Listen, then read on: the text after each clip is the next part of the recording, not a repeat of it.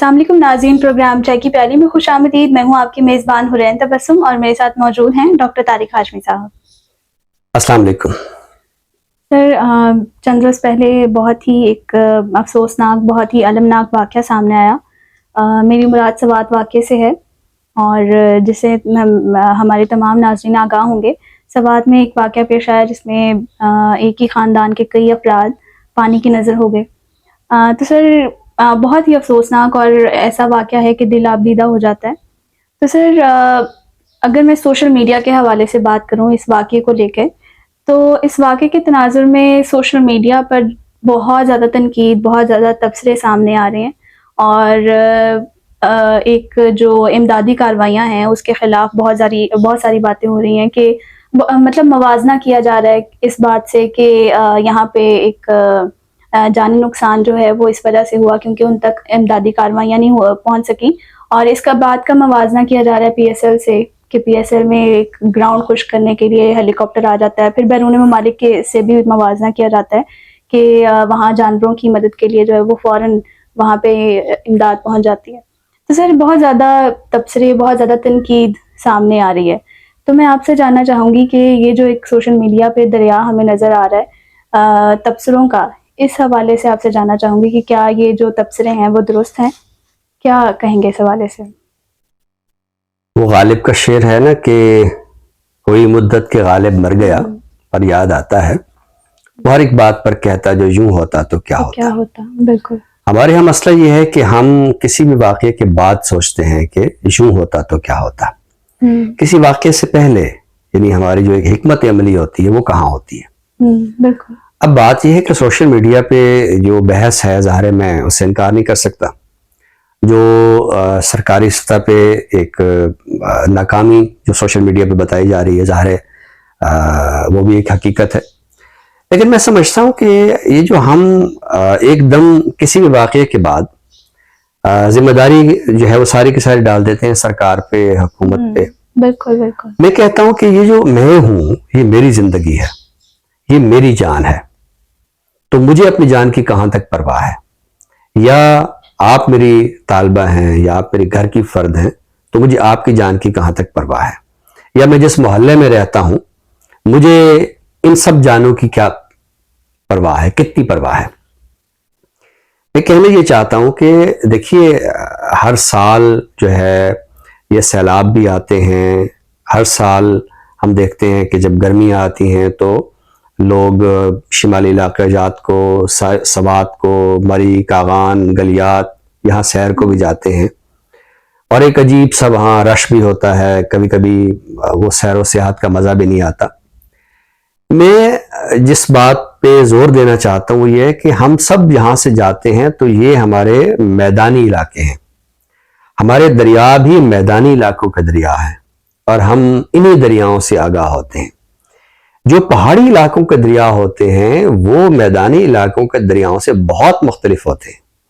बिल्कुल। उनमें जो पानी का बहाव होता है वो बहुत शदीद होता है और सिर्फ ये दरिया नहीं होते बल्कि पहाड़ों पर जब तेज बारिशें होती हैं तो वो जो बरसाती पानी की जो गुजरगाहें हैं वो भी यही दरिया होते हैं और ये जब इनका सैलाब आता है तो ये बिल्कुल संभलने का मौका नहीं देता।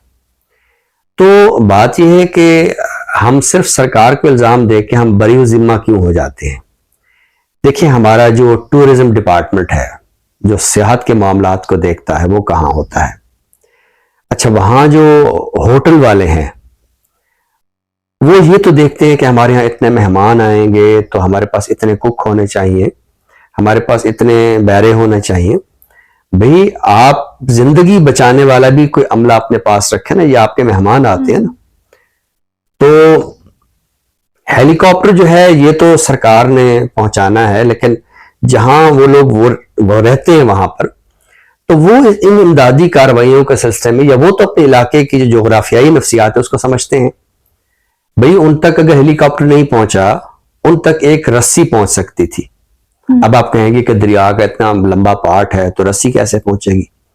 आजकल ड्रोन टेक्नोलॉजी आ गई है, बच्चे बच्चे के हाथ में ड्रोन है, तो आप एक ड्रोन के जरिए कुछ रस्सियां वहां पहुंचाइए और उनको आप इधर ले आइए। इन्हें मैं कहना ये चाहता हूं कि हमारा जहन चूंकि तख्लीकी नहीं है, ہم یہ سمجھتے ہیں کہ کوئی واقعہ ہوگا, کہیں آگ لگے گی تو فائر بریگیڈ آئے گی, وہ آگ بجھائے گی. تو آگ لگتی کیوں ہے؟ کہیں گھر میں کچھ طرح کا واقعہ ہو جائے تو ہماری کتنی تربیت ہے. تو میں سمجھتا ہوں کہ ایک تو ٹورزم ڈپارٹمنٹ کو, جو وہاں سیاح جاتے ہیں ان کے لیے ایک چھوٹے چھوٹے بروشرز ہونے چاہیے جس میں ان کو بتایا جانا چاہیے کہ آپ پہاڑی علاقوں میں آئے ہیں, پہاڑی علاقے کی جو جغرافیائی صورتحال ہوتی ہے وہ میدانی علاقوں سے بہت مختلف ہوتی ہے. ہم ان شہروں میں رہتے ہیں, بالکل سیدھے سادے میدان ہوتے ہیں, دریا بھی ایک سیدھے سادے بہاؤ میں چل رہے ہوتے ہیں, ہماری گلیاں بھی کشادہ ہوتی ہیں, سڑکیں بھی کشادہ ہوتی ہیں, سیدھی ہوتی ہیں. پہاڑی علاقوں میں تو تنگ تنگ سڑکیں ہیں, اور کہیں آپ کو اوپر جانا ہے, کہیں آپ کو ایک دم نیچے کھائیوں میں جانا ہے. تو میں سمجھتا ہوں کہ ہمیں اپنی جان کی جو حفاظت ہے وہ خود بھی کرنی چاہیے.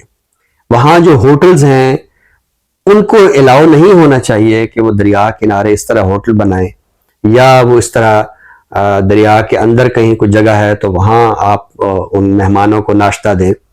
بات یہ ہے کہ جو مرنے والے تھے, میں ان پر تو کوئی الزام نہیں دے سکتا, وہ دنیا سے چلے گئے ہیں. لیکن جس جگہ ناشتہ دیا گیا ہے وہاں ناشتہ کل کو میں نے اور آپ نے بھی جا کر کرنا ہے, اگر ہمیں اپنی زندگیوں کی پرواہ نہیں ہے تو میں سمجھتا ہوں کہ اس سلسلے میں ایک اجتماعی طور پر ہمیں ایک لائے عمل بنانا چاہیے. اور دوسرا یہ کہ ہم جو ہمہ وقت سوشل میڈیا پہ اس طرح کی بحثیں کر رہے ہوتے ہیں, ہم سوشل میڈیا پہ یہ طریقے کیوں نہیں بتاتے کہ لوگوں کی زندگی جو ہے وہ کیسے بچائی جا سکتی ہے.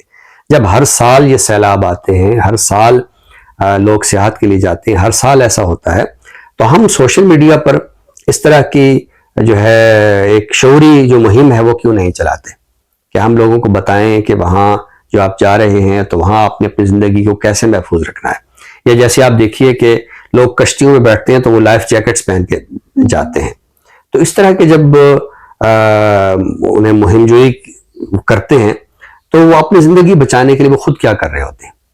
تو میں اول و آخر یہ کہوں گا کہ جو سرکاری سطح کی ناکامی ہے میں اس سے کوئی انکار نہیں کروں گا, لیکن میں پھر کہوں گا کہ میری زندگی, میری جان, میں اس کی حفاظت کے سلسلے میں کتنا زیادہ کانشس ہوں.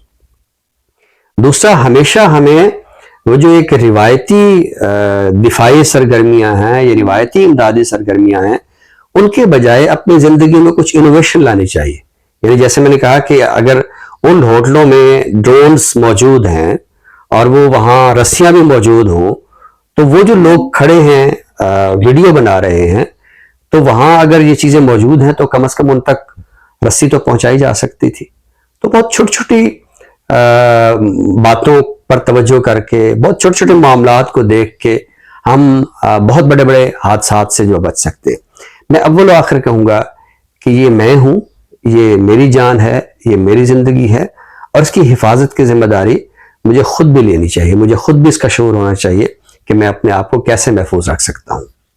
بہت خوب سر, بہت ہی اہم نکات پہ آپ نے بات کی کہ انسان جو ہے وہ اپنی زندگی کا خود محافظ ہے.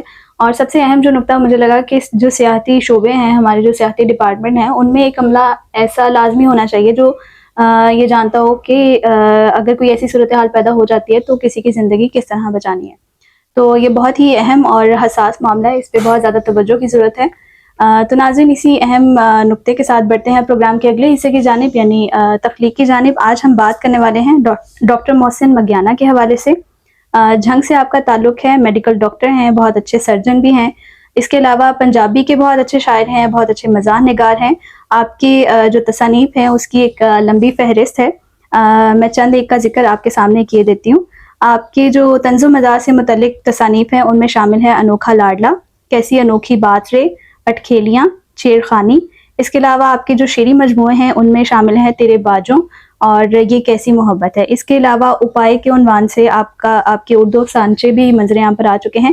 اس کے علاوہ پنجابی مائع, انشائیے اور سفر ناموں پر بھی آپ کی کئی تصانیف منظر عام پر آ چکی ہیں. تو سر, کیا عطا کریں گے اس ڈاکٹر محسن مگیانہ صاحب کے حوالے سے؟ ڈاکٹر محسن مگیانہ کی تصانیف کی فہرست بہت لمبی ہے, اور اس میں ایک بہت اچھی کتاب کا اضافہ ہوا ہے, مگیانے دیاں بولیاں. بولی ہماری پنجابی شاعری کی, سرائکی شاعری کی ایک بہت ہی اہم صنف ہے. تو ہم اردو کلام تو اکثر سناتے ہیں, تو میں نے کہا چلیں آج تھوڑا سا موڈ بدلتے ہیں اور ڈاکٹر محسن مگیانہ کی جو بولیاں ہیں وہ پڑھ کے سناتے ہیں. میں ڈر دیاں اکھ نہ کھولاں، واہ میں ڈر دیاں اکھ نہ کھولاں، خواب کوئی ڈھہ نہ پوے، واہ کیا کہنے، خواب کوئی ڈھہ نہ پوے، بہت عمدہ، کچھ انج دیاں ہوندیاں نے پیڑاں، کچھ انج دیاں ہوندیاں نے پیڑاں تے جنہ دا دارو کوئی نہ، واہ کیا کہنے، انہیں آکھیا اندازہ نہیں ہومنا، انہیں آکھیا اندازہ نہیں ہومنا، دکھاں دا حساب نہ کرے، واہ کیا کہنے، دکھاں دا حساب نہ کرے، بہت خوب، کیڑی مٹی نال بنیا ہے تو، واہ کیڑی مٹی نال بنیا ہے تو کہ تیرے چ وفا کوئی نہ، کہ تیرے چ وفا کوئی نہ، بہت خوب، انہیں لگدا ہے معاف نہیں ہو کیتا، انہیں لگدا ہے معاف نہیں ہو کیتا، اودے متھے وٹ رہ گیا، کیا اودے متھے وٹ رہ گیا، بہت خوب، دوجے پاسیوں کدے بھی نہ بولی، دوجے پاسیوں کدے بھی نہ بولی، میں مڑ مڑ کالاں کیتیاں، میں مڑ مڑ کالاں کیتیاں، بہت خوب، ایک گل تو دس جا مینوں، ایک گل تو دس جا مینوں، تو گل تو کیوں پھریا، واہ کیا تو گل تو کیوں پھریا، بہت خوب، تو آکھیاں سی، تو آکھیا سی پیار سب کوڑ ہے، تو آکھیا سی پیار سب کوڑ ہے، مڑ ہون کیوں روندا رہندا ہے، کیا کہنے، بہت خوبصورت، بہت ہی عمدہ اور بہت ہی مزیدار سا کلام آج آپ نے عطا کیا۔ ناظرین اسی کے ساتھ بڑھتے ہیں پروگرام کے آخری حصے کی جانب یعنی کتاب کے تعارف کی جانب۔ تو سر آج اس سیگمنٹ میں کون سی کتاب کا تعارف پیش کریں گے؟ ایک تازہ کتاب اردو نعت کے حوالے سے آئی ہے، اردو نعت 18ویں صدی میں، اس کی مصنف ہیں ڈاکٹر طاہرہ انعام۔ ڈاکٹر طاہرہ انعام اردو ادب کی ایک اچھی استاد ہیں، شاعرہ ہیں، اور نعت کی تاریخ اور تنقید سے ان کی خاص دلچسپی ہے، اور یہ کتاب مجھے اس لحاظ سے بہت اچھی لگی ہے کہ یہ 18ویں صدی میں جو نعتیہ شاعری ہے اس کا ایک جائزہ ہے۔ اچھا دیکھیے، 18ویں صدی کی نعت مجھے جو کلاسیکی اردو شاعری ہے یہ اس لحاظ سے بہت اچھی لگتی ہے کہ اس عہد کا شاعر صرف شاعر کہلاتا تھا، یا اس عہد کی شاعری صرف شاعری کہلاتی تھی، یعنی شاعری قومی شاعری نہیں بنی تھی، شاعری انقلابی شاعری نہیں بنی تھی، سیاسی شاعری نہیں بنی تھی، رومانی شاعری نہیں بنی تھی، اسی طرح یہ شاعری اصناف میں تقسیم نہیں ہوئی تھی، یعنی کسی شاعر کی جو پہچان ہے وہ یہ نہیں ہوتی کہ یہ غزل کا شاعر ہے، یہ نظم کا شاعر ہے، شاعر بس شاعر ہوتا تھا۔ لیکن فی زمانہ کیا ہوا ہے، ایک تو شاعروں کو ہم نے موضوعاتی لحاظ سے تقسیم کر دیا، پھر صنف کے لحاظ سے تقسیم کر دیا، اور سب سے بڑی جو ایک واقعہ ہوا کہ ہم نے اپنا مذہبی طرز احساس بھی کچھ اصناف میں محدود کر دیا، بالکل کہ یہ حمد کہنے والے شاعر ہیں، یہ نعت کہنے والے شاعر ہیں، تو وہ جو ایک شاعری کے مجموعی طرز احساس میں ہم اپنا سب کچھ سموتے تھے تو وہ سلسلہ جو وہ نہ رہا۔ تو 18ویں صدی میں جو ہمارے اردو شعراء تھے یہ کوئی نعت کے الگ شاعر نہیں تھے، یہ شاعر تھے، اور اپنی شاعری کے اندر چاہے وہ قصیدہ کہتے تھے، چاہے وہ مثنوی کہتے تھے، چاہے وہ غزل کہتے تھے، تو اسی کے اندر جو ہے اپنے جو نعتیہ جذبات ہیں ان کا ذکر کرتے تھے۔ تو یہ کتاب جس کے جو پہلے 3 حصے ہیں یہ تو پس منظر ہیں ایک لحاظ سے، کہ جس میں انہوں نے 18ویں صدی کا سیاسی و مذہبی منظرنامہ پیش کیا ہے، اس کے بعد جو وہاں اس وقت کا ادبی و لسانی ماحول ہے، اور تیسرا حصہ 18ویں صدی سے قبل جو اردو نعت کا منظرنامہ ہے وہ دکھایا گیا ہے۔ اس کے بعد جو 3 حصے ہیں یہ بنیادی طور پر اس کتاب کی جان ہے، اور 18ویں صدی میں اردو نعت کا اسلوبیاتی مطالعہ، اس حصے میں انہوں نے اردو نعت کو اسلوبیاتی انداز میں دیکھا ہے، کچھ صرف و نحو کے معاملات بھی ہیں، اس عہد کا جو ایک لسانی ڈھانچہ تھا اس میں انہیں نعت کو کس طرح سمویا، شعراء تراکیب کس انداز کی تراشتے تھے، تو یہ ایک پورا اسلوبیاتی مطالعہ ہے۔ اس کے بعد جو ہے یہ ہے اردو نعت کا موضوعاتی مطالعہ۔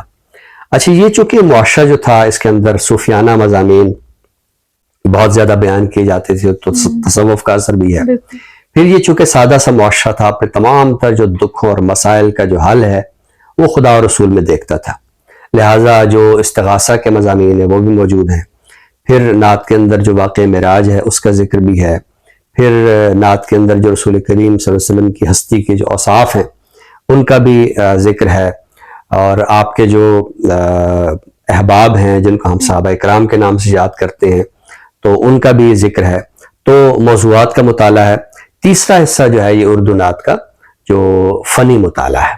شعراء کے ہاں کس نوعیت کی تشبیہات آئی ہیں, کیسے استعارے ہیں, کس نوعیت کی تمثالیں ہیں, جو صنائع بدائع ہیں ان کا استعمال شعراء نے کیسے کیا ہے. اس کتاب کا جو آخری حصہ ہے وہ ایک انتخاب ہے. اس کے اندر 18ویں صدی کے شعراء ولی سے لے کر تو مصحفی تک اور قائم چاند پوری تک ان شعراء نے اپنی شاعری میں نعتیہ مضامین کس طرح بیان کیے ہیں. تو جیسے میں نے عرض کیا کہ اس وقت نعت اور حمد جو ہے وہ ہم نے کسی صنف کے اندر محدود نہیں کی تھی. تو قصائد, مثنویات, رباعیات, مسدس, مخمس اور غزلیں, ان سب کے اندر نعتیہ مضامین, نعتیہ جو جذبات و احساسات ہیں وہ کس طرح ڈھلے ہیں.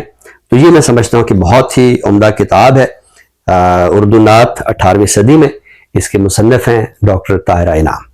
بہت خوب سر, ہمیشہ کی طرح آج بھی ایک اہم کتاب کا تعارف آپ نے پیش کیا. ناظرین اسی کے ساتھ ہی ہم آپ سے اجازت چاہیں گے. نئے موضوع کے ساتھ انشاءاللہ آپ کی خدمت میں دوبارہ حاضر ہوں گے. تب تک کے لیے اپنی میزبان حرین تبسم اور ڈاکٹر طارق ہاشمی صاحب کو دیجیے اجازت. اللہ حافظ. اللہ حافظ.